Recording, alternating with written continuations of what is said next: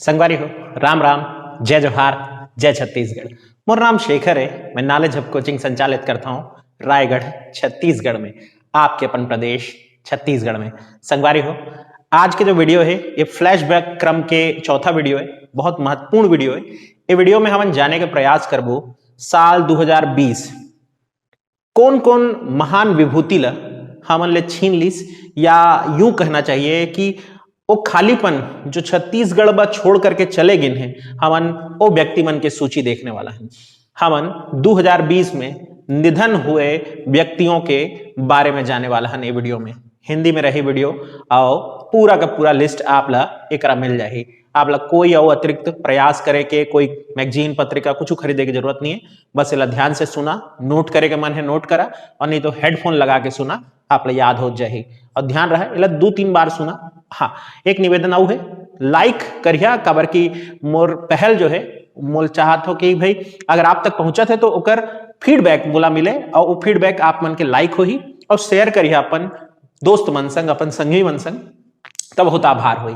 तो भाई अब हिंदी में आत हो और शुरू करत हो 2020 में ओ विभूति मन के नाम जो मन के निधन हो गए। हिंदी में रहेगा वीडियो। पहला नाम जो है वो है अजीत जोगी जी का। अजीत जोगी जी परिचय के मोहताज तो नहीं है, लेकिन फिर भी मैं इनके बारे में जो बताना चाह रहा हूं वो सुन लीजिए। अजीत जोगी जी हमारे राज्य छत्तीसगढ़ के प्रथम मुख्यमंत्री के रूप में पदस्थ रहे, और 3 साल का इनका लगभग कार्यकाल था मुख्यमंत्री के रूप में। उससे पहले ये आईपीएस और आईएएस दोनों परीक्षा में उत्तीर्ण रहने वाले व्यक्ति थे। इसके अलावा अगर हम बात करें तो इनका जो चुनाव क्षेत्र है वो पूछ सकता है आपसे, मरवाही चुनाव क्षेत्र इनका रहा है, जो इस बार जोगी परिवार के हाथों नहीं आ पाया जब नए चुनाव हुए तो उस खालीपन को भरने के लिए। इसके अलावा अगर हम इनकी आत्मकथा की बात करें तो इनकी आत्मकथा का नाम सपनों का सौदागर, ये काफी चर्चित किताब रही है, तो आप इसे जरूर याद रखें। इसके अलावा भी इन्होंने एक किताब लिखी थी जो पहले भी पूछी जा चुकी है, सदी के मोड़ पर। सदी के मोड़ पर, तो आपको अजीत जोगी साहब से इतनी चीजें कम से कम याद रखनी चाहिए। ध्यान रखिए ये कांग्रेस में नेता हुआ करते थे, और बाद में इन्होंने कांग्रेस छोड़ करके जनता कांग्रेस छत्तीसगढ़ नाम की एक और पार्टी बना ली थी, तो उसका भी आप थोड़ा ध्यान रखेंगे। अब बात करते हैं मोतीलाल वोरा जी की। मोतीलाल वोरा जी एक और जाने माने शख्सियत थे जो इस साल हमें छोड़ करके चले गए। मध्य प्रदेश में 2 बार मुख्यमंत्री के पद पर रहे, केंद्रीय मंत्री भी रहे वहां, और उत्तर प्रदेश के राज्यपाल के रूप में भी इन्होंने पद सुशोभित किया। इसके अलावा राज्यसभा से बार-बार सांसद बनते रहे। मोतीलाल वोरा जी वैसे तो जन्मस्थान राजस्थान था, लेकिन सक्रिय जो रहे वो दुर्ग जिले में रहे। राजनांदगांव जिले में भी इनका काफी दबदबा रहा, और इनका उपनाम दद्दू जो काफी चर्चित हुआ था वो आपको याद रखना है। तो मोतीलाल वोरा जी इस साल हमारे साथ नहीं रहे। अगले हैं भैयालाल हेड़ाऊ। भैयालाल हेड़ाऊ छत्तीसगढ़ रंगमंच, छत्तीसगढ़ कला के एक बहुत शानदार अभिनेता, एक बहुत शानदार व्यक्तित्व हुआ करते थे।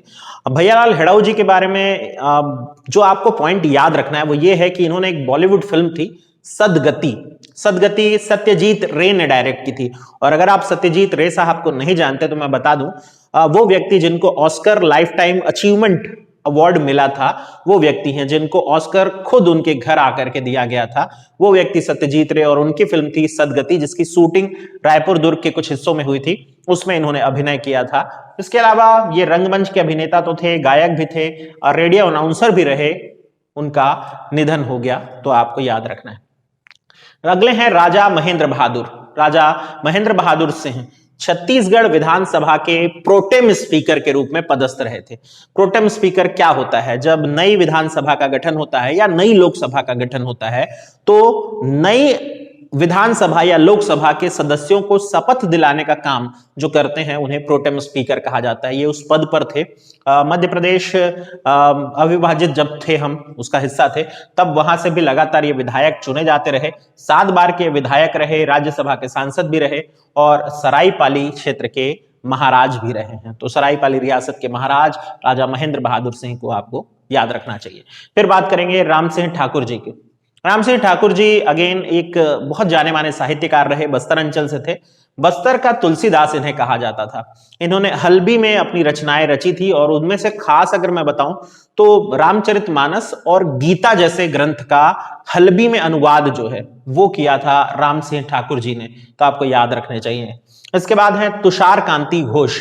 तुषार कांति घोष बंग बंधु या बंगाली समाज से जुड़े हुए व्यक्ति, बस्तर इनका कार्य क्षेत्र था और इनको बस्तर में पत्रकारिता का अग्रदूत कह सकते हैं आप, या नींव रखने वाले कह सकते हैं। इन्होंने बस्तर पत्रकारिता का जो शुरुआत है, दैनिक पत्र, समाचार पत्र, वो शुरू किया था। इनको जो है बस्तर पत्रकारिता का आधार स्तंभ भी कहा जाता है। फिर बात करेंगे हम अगले व्यक्तित्व पर। अगले व्यक्तित्व के रूप में हमारे पास है हीरा सिंह मरकाम जी। हीरा सिंह मरकाम जी, इनके बारे में ये जान लेना जरूरी है कि ये गोंगपा के संस्थापक हुआ करते थे। गोंगपा यानी गोंडवाना गणतंत्र पार्टी, ये उसके संस्थापक हुआ करते थे, राष्ट्रीय अध्यक्ष थे। निधन हो गया इनका और ये काफी चर्चा में रहा था ये न्यूज, तो आपको जरूर ध्यान में रखना चाहिए। फिर बात करेंगे ए.के. त्रिपाठी जी का, अजय कुमार त्रिपाठी जी। ए.के. त्रिपाठी साहब छत्तीसगढ़ हाई कोर्ट के पूर्व चीफ जस्टिस के रूप में रहे, बाद में लोकपाल जो कमेटी थी उसमें भी सदस्य के रूप में रहे, लोकपाल दल में। अगर इनके बारे में बात करें तो ये कोरोना से इनकी मृत्यु हुई और कोरोना से मृत्यु होने वाले देश के पहले जज के रूप में ये खबर प्रसारित हुई थी, तो आपको इनको जरूर याद रखना चाहिए। फिर बात करेंगे देवेंद्र कुमारी सिंहदेव जी के। देवेंद्र कुमारी सिंहदेव सरगुजा रियासत की पूर्व राजमाता थी और इनका भी पिछले साल निधन हुआ, यानी 2020 में। एक चीज आपको यहां ध्यान रखने की जरूरत है, ये जो नाम है देवेंद्र कुमारी सिंहदेव, इन्हीं के नाम पर अंबिकापुर मेडिकल कॉलेज का नामकरण करने की घोषणा मुख्यमंत्री महोदय ने की थी। तो ये आपको जरूर याद रखना है कि अंबिकापुर मेडिकल कॉलेज इन्हीं के नाम पर होगा। फिर बात करेंगे कन्हैयालाल अग्रवाल जी की। कन्हैयालाल अग्रवाल जी जिला राजनांदगांव से संबंधित एक स्वतंत्रता सेनानी रहे। 101 वर्ष की आयु हो गई थी और इनका निधन हुआ। ये भी एक इत्तेफाक ही था कि मुख्यमंत्री इनके जन्मदिन में शामिल हुए और उसके कुछ दिन बाद ही इनका निधन हो गया था, तो ये खबर लगातार चर्चा में रह गई थी। कन्हैयालाल अग्रवाल जी याद रखेंगे। इसके बाद बात करेंगे विजय लक्ष्मी देवी जी। विजय लक्ष्मी देवी छुई खदान, जो जिला राजनांदगांव के हिस्से में आता है, कभी रियासत हुआ करती थी, तो छुई खदान रियासत की राजमाता हुआ करती थी, इनका भी निधन हो गया। फिर है तेजिंदर सिंह गगन। इनके बारे में मैं आपको पहले भी, मेरा अगर फ्लैशबैक क्रम का वीडियो आप देखते आए हैं तो मैं जिसमें किताबें बताया था, तो मैं आपको इनकी एक किताब वो मेरा चेहरा के बारे में बताया था। इनका निधन हो गया था, सिर्फ इस कारण से ये किताब मैं आपको शामिल किया था महत्वपूर्ण किताबों में। आपको एक बार वापस से बता रहा हूं, तेजिंदर सिंह गगन जी का भी निधन हो गया और इनकी लिखी हुई किताबें अब आपको याद रखनी चाहिए, जिसमें वो मेरा चेहरा। इसके अलावा काला पादरी, ये भी एक किताब है जो बहुत महत्वपूर्ण है, और छोटा बादल, ये आपको याद रखना है। बहरहाल इनके बारे में और जानकारी दे दूं, ये साहित्यकार तो थे ही थे, साथ ही साथ दूरदर्शन के निदेशक के रूप में भी कार्य किया इन्होंने। इसके बाद बिंदेश्वरी बघेल जी की बात करते हैं। बिंदेश्वरी बघेल जी हमारे मुख्यमंत्री भूपेश बघेल जी की माता, उनका भी निधन हुआ और इसलिए न्यूज आपको याद रख लेनी चाहिए। फिर है भीमा मंडावी। तो ये न्यूज नक्सलवादी घटनाओं से जुड़ी हुई एक घटना के रूप में भी आपको याद रखना है। इससे दो तरह के प्रश्न बन सकते हैं कि भीमा मंडावी जी का कार्यक्षेत्र कौन सा था, तो ये दंतेवाड़ा से विधायक हुआ करते थे और इनको कहां बम विस्फोट के द्वारा इनको मारा गया या इनकी हत्या की गई, तो 9 अप्रैल था, श्यामगिरी क्षेत्र में बम विस्फोट में इनकी मौत हो गई थी। 4 सुरक्षा कर्मी जो थे वो भी, उनकी भी मौत हुई। तो ये खबर बहुत बड़ी रहेगी। फिर हैं गणेश कौशिक। गणेश कौशिक जो है, इनको संस्कृत का विद्वान और पत्रकार भी कहा जाता था, इनका भी निधन हुआ। इसके बाद है कांति कुमार ढीढी। कांति कुमार ढीढी जी स्वतंत्रता सेनानी धमतरी के, इनका भी निधन हुआ इस साल। फिर हैं चंद्रशेखर धर्माधिकारी जी। चंद्रशेखर धर्माधिकारी मुंबई हाईकोर्ट में जज के रूप में पदस्थ रहे थे।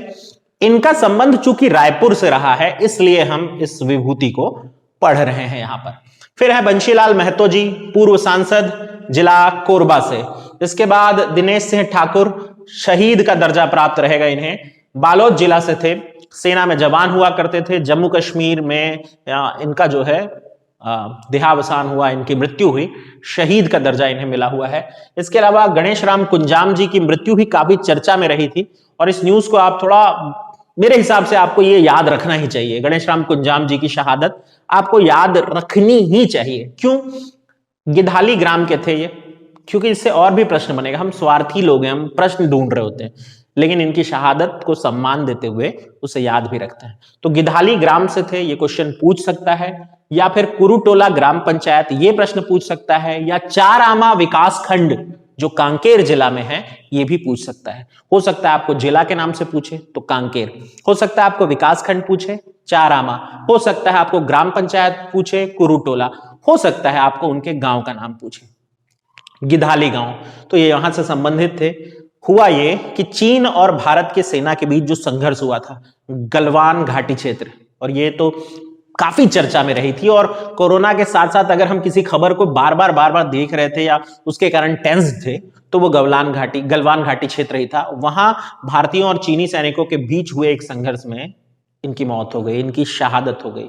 तो आप इनको जरूर याद रखें। फिर बात करेंगे हम शशि प्रभा देवी जी की, कवर्धा की राजमाता, निधन हुआ इनका भी। जगदेव राम उरांव जी, ये रिसेंट मृत्यु जो है उनमें से एक किरदार आपको जरूर याद रखना है। 1995 अखिल भारतीय कल्याण आश्रम के राष्ट्रीय अध्यक्ष हुआ करते थे। इनका भी निधन एक ऐसी क्षति है जिसको पूरा नहीं किया जा सकता। 1995 अखिल भारतीय कल्याण आश्रम के राष्ट्रीय अध्यक्ष। इसके बाद KR अजय नायर, तीजन बाई के साथी संगीतकार थे, अभाव में इनकी मृत्यु हुई। बहुत दुख की बात है, आपको जरूर याद रखना चाहिए बहरहाल ये नाम। फिर हैं पंडित चैतन्य गोस्वामी जी। पंडित चैतन्य गोस्वामी जी का संबंध डोंगरगढ़ से है, और ये संस्कृत के भी ज्ञाता हैं, आयुर्वेद के भी ज्ञाता हैं, और मदन मोहन मालवीय जी के शिष्य हुआ करते थे। अगर आप मदन मोहन मालवीय जी को नहीं जानते तो मैं याद दिला दूं, इनकी उपाधि महामना है, और बनारस हिंदू विश्वविद्यालय मदन मोहन मालवीय ने स्थापित करा था। इसके अलावा लीडर जैसा एक जो पत्र है, समाचार पत्र, वो उन्होंने निकाला था, तो आपको वो भी याद रखना चाहिए। तो ये है मदन मोहन मालवीय, और उनके शिष्य के रूप में आपको पंडित चैतन्य गोस्वामी जी को याद रखना चाहिए। तो ये है वो क्षति जो 2020 हमें देकर गया बड़ी महान विभूतियों के रूप में। इसके अलावा भी कुछ ऐसे निधन हुए जो अपूरणीय हैं, और हालांकि वहां प्रश्न में वो दर्जा प्राप्त नहीं कर सकते, लेकिन आपको उनको सम्मान देना है, याद रखना है, और उम्मीद करते हैं इस साल सब बेहतर जाए। खैर, तो ये था फ्लैशबैक क्रम का चौथा वीडियो। ये वीडियो जारी रहेंगे, डिपेंड करता है कि आप कितना लाइक करते हैं, कितना कमेंट्स करते हैं, और कितना शेयर करते हैं। तो अगर आप चाह रहे हैं ये जारी रहे तो आपको ये सब करना पड़ेगा। बाकी मैं मिलता रहूंगा आपसे दिन ब दिन, और हर दिन आपके लिए कोई नया वीडियो लेकर आते रहूंगा। ध्यान रखिए अपना, अपनों का, और पढ़ते रहिए।